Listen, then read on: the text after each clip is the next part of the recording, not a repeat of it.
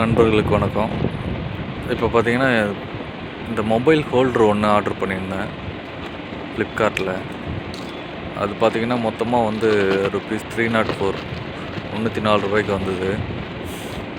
அதுதான் இப்போ ஓப்பன் பண்ணிக்கிட்டு இருக்கேன்.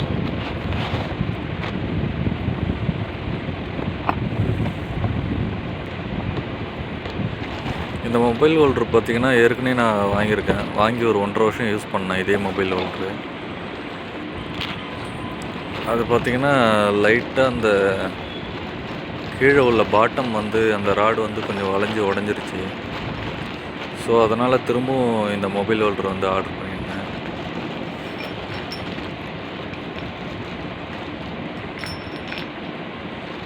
ஸோ இது பார்த்தீங்கன்னா, இதெல்லாம் ஏற்கனவே பார்த்த பார்ட்ஸ் தான். அது சும்மா எடுத்து எப்படி கொஞ்சம் டைட்டாக இருக்குதா என்னன்னு செக் பண்ணேன். ஏன்னா மொபைல் வந்து நம்ம பைக்கில் போகும்போது திடீர்னு ரொம்ப வைப்ரேட் ஆச்சுன்னா எகிறி கீழே விழுந்துடும். அது பார்த்திங்கன்னா இந்த யூஎஸ்பி ஹோல்ட்ரு அதுலேயே ஆன் ஆஃப் இருக்குது. அதில் பார்த்திங்கன்னா அந்த ஒயர் கனெக்ட் பண்ணதுக்கப்புறம் அது ஆன் பண்ணிக்கலாம், ஆஃப் பண்ணிக்கலாம். சில மொபைல் ஹோல்டர்லாம் டேரெக்டாக கரண்ட்டு கொடுத்துருப்பாங்க. ஜஸ்ட்டு நீங்கள் கீயை போட்ட உடனே அதுவும் தானாக ஆஃப் ஆகும். கீயை ஆஃப் பண்ண உடனே அதுவே ஆஃப் ஆகும்.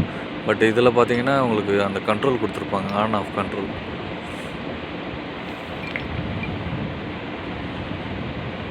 அது பார்த்திங்கன்னா நம்ம ரப்பர் ஸ்ட்ராப்பு அதை போட்டுட்டு மொபைலில் 4 பக்கமும் அந்த ஸ்ட்ராப்பை வந்து இழுத்து விட்டுக்கலாம்.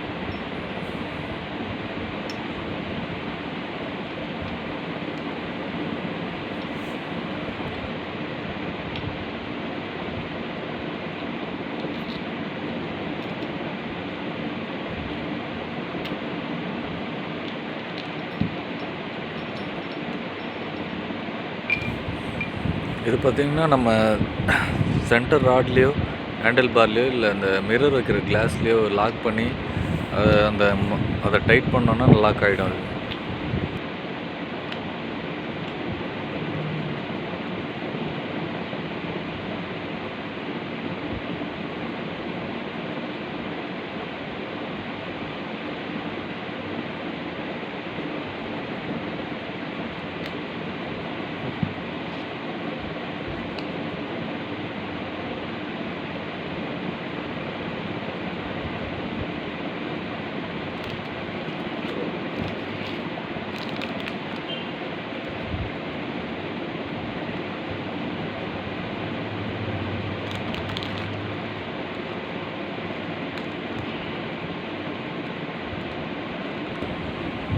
இன்னொரு விஷயம், நீங்கள் அந்த 4 பக்கமும் இருக்கிற ரப்பர் வந்து நீங்கள் மொபைல் வாங்கி ஃபிட் பண்ணிங்கன்னா அந்த ரப்பர் 4த்தையும் வந்து ஒரு பிளாக் கலர் எலக்ட்ரிக் டேப்பில் போட்டு சுற்றிடுங்க.